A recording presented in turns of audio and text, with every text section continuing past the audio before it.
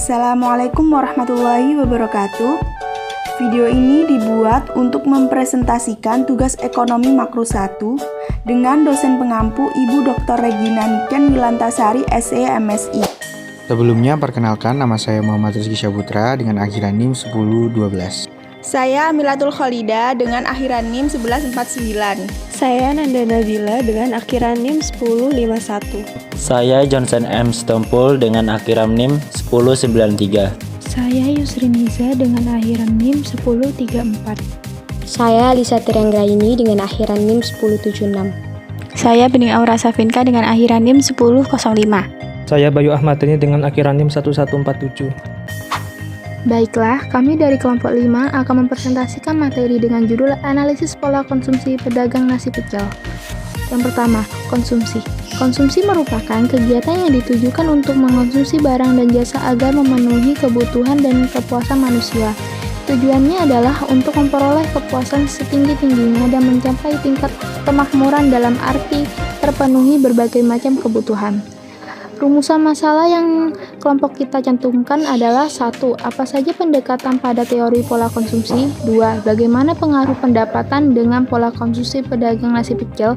3. Bagaimana pengaruh pendapatan sebelum dan sesudah COVID-19 pada pola konsumsi pedagang nasi pecel?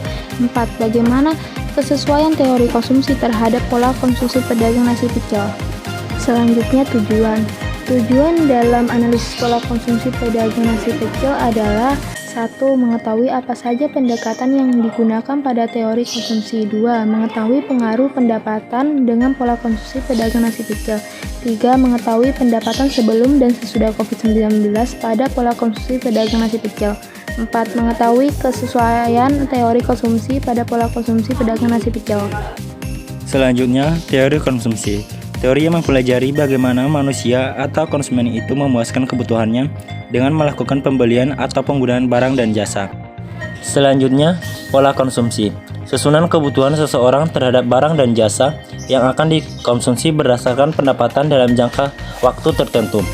Seseorang juga akan menyusun kebutuhan konsumsinya berdasarkan prioritas yang pokok kemudian yang sekunder. Ada pula faktor yang mempengaruhi konsumsi. Yang pertama, penghasilan. Yang kedua, tingkat pendidikan. Yang ketiga, harga barang dan jasa.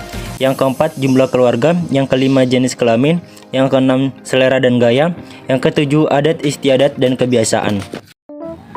Menurut teori konsumsi John Maynard Keynes, adanya hubungan antara pendapatan yang diterima saat ini atau pendapatan disposable dengan konsumsi yang dilakukan saat ini juga. Apabila pendapatan meningkat, maka konsumsi yang dilakukan juga akan meningkat. Begitu pula sebaliknya. 2. Ada teori konsumsi life cycle hypothesis. Pendapatan bervariasi secara sistematis selama kehidupan seseorang dan tabungan membuat konsumen dapat menggerakkan pendapatan dari masa hidupnya ketika pendapatan tinggi ke masa hidup ketika pendapatan rendah.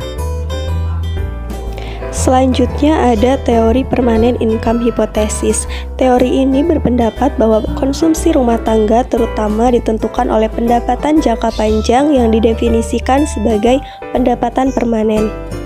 Pendapatan permanen atau permanent income sendiri merupakan pendapatan yang diterima secara periodik dan jumlahnya dapat diperkirakan sebelumnya. Misalnya pendapatan gaji.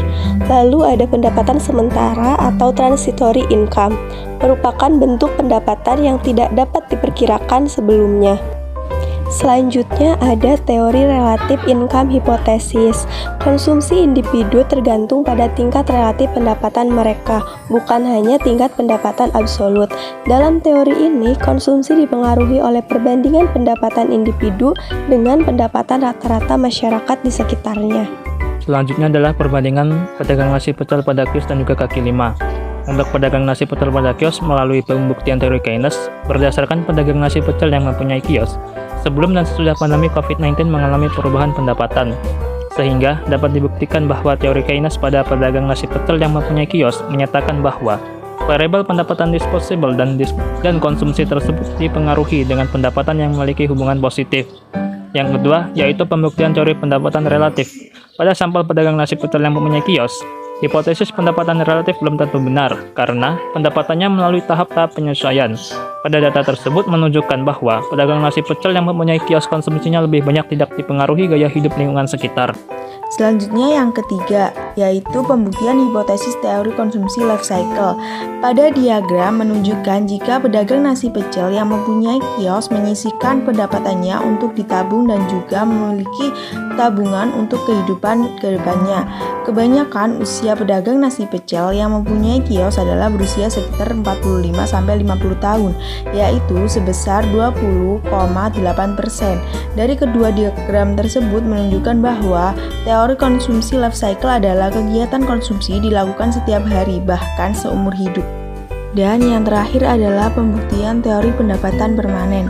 Pada diagram menunjukkan bahwa sebagian pedagang nasi pecel yang mempunyai kios tidak ada pendapatan lain. Pendapatan permanen yang diterima oleh pedagang sebagian besar tidak mempengaruhi konsumsi mereka pada saat itu atau tambahan pendapatan yang diyakini. Selanjutnya, saya akan menjelaskan pembuktian teori Keynes pada pedagang nasi pecel kaki lima. Pada sebelum dan sesudah pandemi COVID-19 mengalami penurunan dengan rentang pendapatan 100.000 sampai 500.000. Namun, tingkat konsumsi mengalami kenaikan. Sehingga dapat disimpulkan teori konsumsi Keynes tidak terbukti pada pedagang nasi pecel kaki lima karena hubungan pendapatan dengan konsumsi yaitu negatif. Selanjutnya yaitu pembuktian teori pendapatan relatif pedagang nasi pecel kaki lima.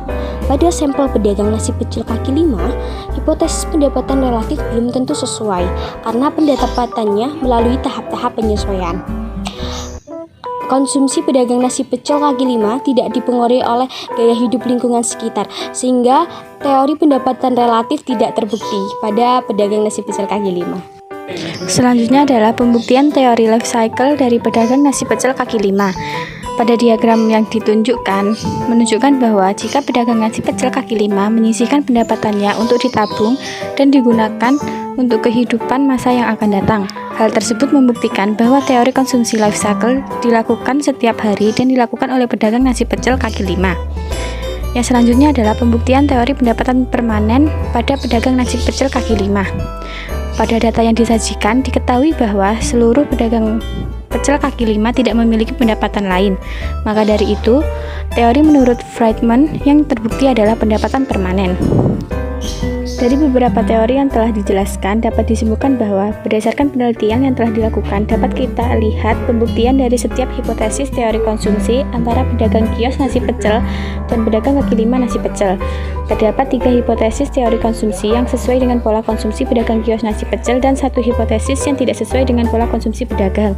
3 hipotesis teori yang sesuai dengan pola konsumsi pedagang yaitu yang pertama, teori konsumsi Keynes, yang kedua, hipotesis konsumsi life cycle, dan yang ketiga, hipotesis konsumsi pendapatan permanen.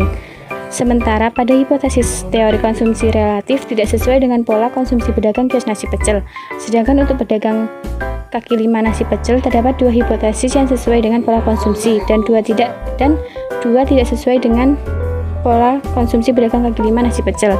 2 hipotesis teori yang sesuai dengan pola konsumsi pedagang yaitu yang pertama hipotesis konsumsi life cycle dan yang kedua adalah hipotesis konsumsi pendapatan permanen.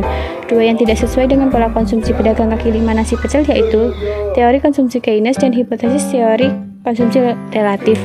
Teori konsumsi relatif tidak sesuai dengan pola konsumsi pedagang kaki lima nasi pecel karena pendapatannya melalui tahap-tahap penyesuaian, sedangkan teori konsumsi Keynes tidak sesuai dengan pola konsumsi pedagang kaki lima nasi pecel karena pendapatan menurun tetapi konsumsi meningkat.